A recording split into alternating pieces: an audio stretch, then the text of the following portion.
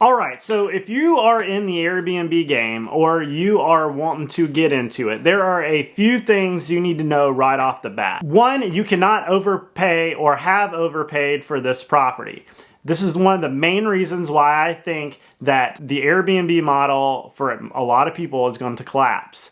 They overpaid for the property, and the nightly rate is what they thought they could price the property at. And as we go into a recession, or as people stop traveling, and as new policies get implemented on Airbnb, i.e., insurance going up, competition coming into the market, local municipalities starting to regulate and tick up the tax that they put on these things, the turnover rate and maintenance, these things are going to keep you from being able to get to that number you thought you were going to get. If you've gone on Twitter, you've noticed there's a lot of people really mad at Airbnb. Just go to Twitter and type in Airbnb. You will see many news sites, magazines, articles out there talking about the demise of Airbnb and that model. There are, just blogs and many professionals coming out there screaming, talking about, hey, this is what's wrong with the Airbnb model, and here are some of the issues you're going to have. Those are the things I've been really thinking about, and that's what I really want to talk about. Like, this is an honest thing, and going into a recession, who knows what could happen. I think insurance companies are going to say, hey, if you are renting this out as a short-term rental property, and I've seen this, it's happening here in Pensacola, you're going to need a new insurance policy. Instead of having a homeowner's policy for just you and your family, you got a lot of volume going on there. You got a lot of people coming in and out, and they're not involved in the caretaking of your property. So we want to double your premium. We want to add all these extra things, and if you don't, well, if you have an issue, well, we're not going to pay for it. If you have a liability claim, we're not going to pay for it. Which that's another thing, the liability in somebody suing you personally. We're going to also, the insurance company is also going to say, well, you had a fire, you weren't covered for all these random people you have here every weekend or all week, so we're not going to cover that either. And now you're going to be stuck with a mortgage on a property that's half burnt.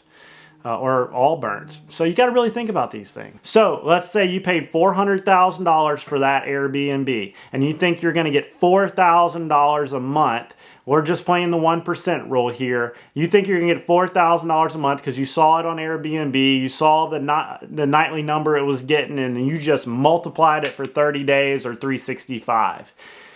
That is not going to be the answer on this property. The way you should have looked at this property is what it rent for 30 days, 1 year, right? So for 30 days in a month and 1 year, so 1 year's rent, like what would that monthly rent rate be on that property? And then 1% of that would have been the normal price you would have paid for this. So let's say if you got $3,000 a month in rent, you paid $300,000 for the property, you'll probably come out ahead and maybe cash flow that property.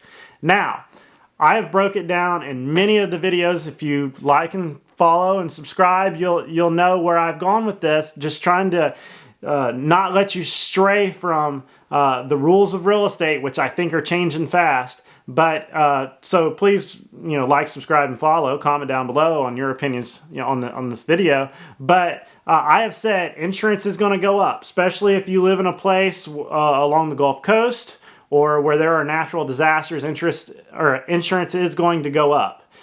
So that is your number one cost on a property.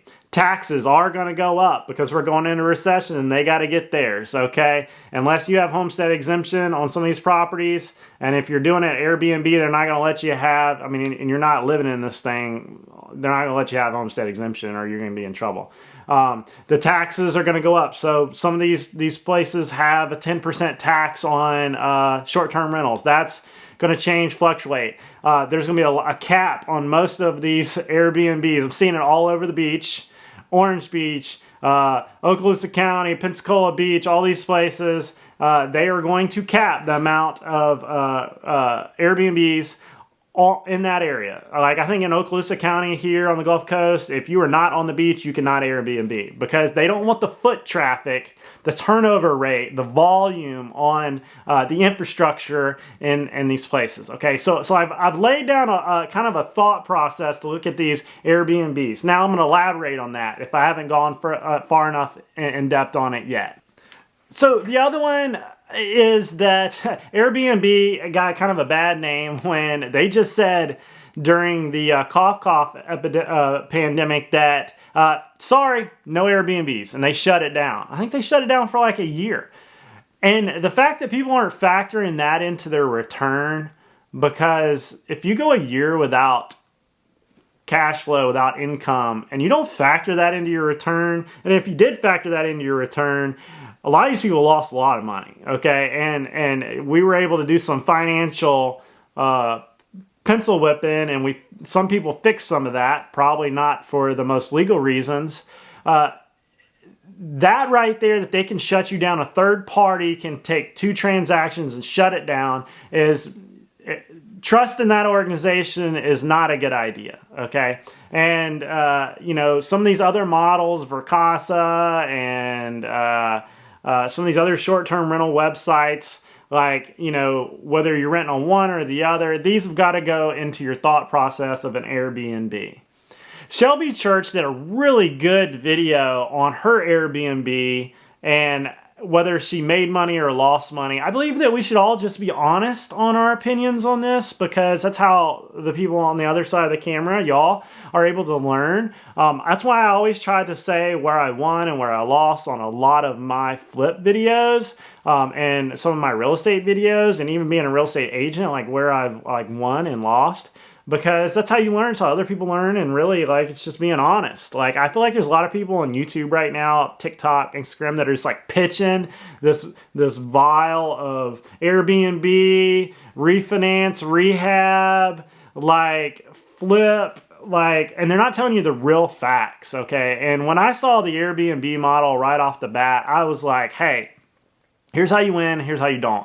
Half my neighborhood now is Airbnb, and everybody thinks that they're going to buy a house, overpay, Airbnb it, and win, and you're really not going to do that. Where I think you win on some of these is you want the property, you're living in the property, and then when you're not there, you decide to get some extra money, some extra cash flow. So you let's say Blue Angel weekend here, that people will rent your house and they'll pay you $3,000 for a weekend.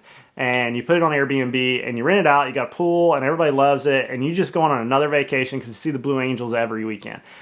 You'll make some money. That's great. But if you're buying a beach condo just to rent it out, unless you're just trying to break even, that is the point where I think, hey, I'm just going to hold the property. I can use it when I want to. I can Airbnb it out. It covers itself. Cool. And maybe I get some appreciation because I'm going to hold it forever. And I'm never going to sell my beach house on Pensacola Beach or Orange Beach. You'll probably do okay. You just got to ask yourself, is the insurance company going to raise my rates? Is the condo HO fee going to go up? Or HOA fee going to go up? Is the maintenance, is that air conditioner unit going to go out in the next year? You just got to ask yourself those questions. And if you can answer the questions logically, yes, and the math works, cool. So I wanted to add here, I happen to be a real estate agent on the Gulf Coast of Florida and Alabama. And if you're looking to buy or sell, just shoot me an email down below. It's in the description box. Also, if you got a good interest rate on the property, back, a year ago, you got it at 2% and cool. But if you're jumping in it at 7-8% right now, it might not make sense. If you got cash and you're able to get it undervalued and you can cash flow it, great. That's great. Do that. But there's certain scenarios where it works and some scenarios where it doesn't. Also, if you got to have a profile for Airbnb. You got to be a super host or whatever, and it takes time to get up there. And just because somebody doesn't like your curtains or the color of your lights, can knock you down a star. Like, those are things that frustrate people and can really dishearten you for, no reason. And maintenance, turnover, if you live an hour away and you have a problem with the lockbox and the turnover, or the bed sheets not getting clean, or all of a sudden your cleaning lady goes on strike or raises her prices. These are things that can go from a good scenario to a bad scenario very fast, because if you are having to take care of that property, it's not passive anymore. It is just one more burden on you. And now all of a sudden you've become the maintenance man or the cleaning person, and having to wash the sheets and pick up people's hair and things like that. The volume can become the problem in your investment life. And that's one reason why when I got rid of my rental properties, it was a sigh of relief, because I was crawling underneath somebody's house when I should have been home with my wife. I was, trying to solve why my tenants are fighting the roofers. So, like, I was trying to solve, why this lady has burnt up the third electrical outlet when and it's costing me $100 every week in service fees to send an electrician out there, because she wants to run her hot plates instead of actually paying for the gas stove that I had put in, just because she doesn't want to pay for the gas. Things that make real estate not passive, because it truly isn't passive. It is. You are going to do some work on these properties, whether it's answering the phone in the middle of the night because of your management company calling you, or is it, you having to go over there and change some bed sheets. And that's a real issue in the Airbnb world, and they can leave you a review that doesn't go away. But it does have its situations where it does well. I just want everybody to be very honest in how they look at real estate. I commend Shelby for putting it out there, and for her wins and her losses. You can win on appreciation. Like, if you would have just bought an Airbnb during the pandemic, and whether you just barely broke in, held it, you would have done amazing in appreciation of the property. I personally lost an amazing deal. I knew to execute. I was just so busy. My buddy bought 2 Airbnbs in Baytown in 30A, right over the boardwalk there, for $130,000 a piece. And during the last couple of years, he has averaged, during the warm months, between $5,000 and $10,000 a month on these little things. He bought 2 of them, and now they're worth about $300,000 a piece or so, maybe a little more, $350,000. And I could have just walked over, paid cash for it, if I would have just stopped thinking about it and just executed. But the appreciation far outweighed the cash flow. Of course, he had issues. He had 2 brand new air conditioning units. He had to deal with some of the tenants giving him a bad review over something he couldn't even help, something that happened in the hallway or whatever. But he did have a good return, and he was able to professionally manage it from a distance as well as possible, because the answer in real estate is to write checks and cash checks, but not to actually have to do anything. And when you can get to that level, that is the pinnacle of real estate, and that is when it truly becomes passive. Because you have to count every minute that you spend handling the mortgage, talking to people, answering the phone, going out there, the drive to and from. What is your time worth? You have to talk about this. And I have a buddy that has 30 plus units, and we had a discussion the other day on, you have to factor in your personal time you're putting into these things and not call it completely passive. So I hope that helps, and comment down below with your thoughts. That is my spill. I don't think Airbnb is going to hold up as a model in most places unless you have a truly unique property and a truly unique place. I think that the amount of competition in the market right now is going to drive down what people are getting cost per night or price per night, to the point where we are going to see the amount you're getting nightly is going to be a lot less. And if you overpaid for that property, now you're upside down and you got to figure out what you're going to do.